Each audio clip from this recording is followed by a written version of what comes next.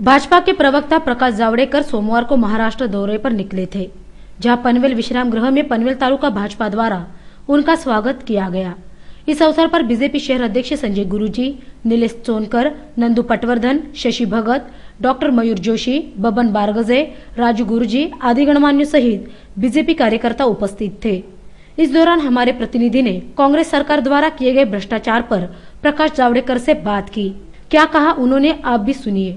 आज पेट्रोल जगाच्या किमती वाढल्या म्हणून हे वाढवतात असं सांगतात, परंतु आजही जगातून आणलेलं तेल शुद्ध करून पनवेलमध्ये रायगड जिल्ह्यामध्ये सुद्धा 35 रुपये लिटरच मिळालं पाहिजे। 35 रुपयाचे 70 रुपये होतात। काँग्रेस सरकारने लावलेले एक्साइज, वेगवेगळे कर आणि राज्य सरकारने लावलेले कर यामुळे होतात।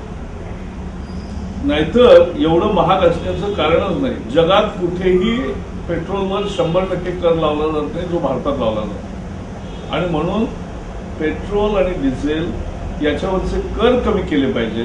त्याची किंमत वाढवणं हा उपाय नसून, कारण आधीच लोक महागाईने होरपळले, त्याच्यामध्ये जर त्यांनी पेट्रोल आणि आता डिझेलची जर दरवाढ केली तर सगळा वाहतुकीचा खर्च वाढेल, माल वाहतुकीचा खर्च वाढेल, आणि मग लोकांना प्रवास करणं सुद्धा अशक्य होईल आणि संबंध वस्तूंची पुन्हा महागाई होईल। असं आहे, महाराष्ट्रामध्ये 15 वर्ष एक जुलमी राजवट, एक लुटारू राजवट काँग्रेस राष्ट्रवादीच्या निमित्ताने आता जनतेला भोगावी लागली।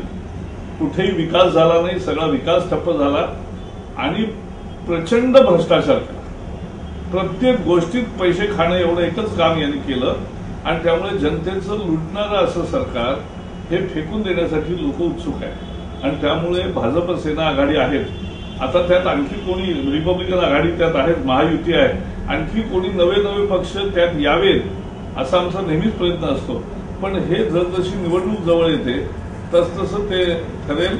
आत्ता या बाबतीत प्रतिक्रिया देण्यात जोपर्यंत प्रत्यक्ष काही ठरत नाही, कारण शेका पक्ष आणि आमचं सुद्धा रायगड जिल्ह्यामध्ये चांगल्यापैकी सहकार्य निवडणुकांमध्ये असतं, त्यामुळे बाकीच्या सुद्धा पक्षांमध्ये असंच एक भावना मोठ्या प्रमाणावर निर्माण झाली। मला वाटतं तोपर्यंत केंद्राची निवडणूक लोकसभेच्या आधी होईल, आणि लोकसभेच्या निवडणुकीनंतर देशाचं राज्य बदलल्यामुळे महाराष्ट्रातही सगळा विचार बदलेल आणि तुम्हाला खूप नवी ताकद एकत्र आलेली दिसेल। मुलाकात के दौरान प्रकाश जावड़ेकर ने कर्नाला टीवी को भी बधाइयां दी। कर्नाला टीव्ही रायगड जिल्ह्यामध्ये सुरू झाला आहे आणि तो रायगडच्या कानाकोपऱ्यात पोहोचला असं मला कळलं। त्या चॅनलला आमच्या शुभेच्छा, कारण जितक्या चॅनल असतील तेवढं लोकांना जास्त माहिती मिळते आणि निवड करता येते, आणि म्हणून मीडिया आज स्वतंत्र आहे आणि त्याची ताकद आहे, आणि त्यामुळे राज्यकर्त्यांना सुद्धा माघार घ्यायला लागतं अनेक वेळेला, कारण सत्य बाहेर काढणारी अनेक उपकरणं माध्यमं या चॅनलच्या माध्यमातून सुरू झाले, आणि म्हणून तुमच्या चॅनलचंही स्वागत।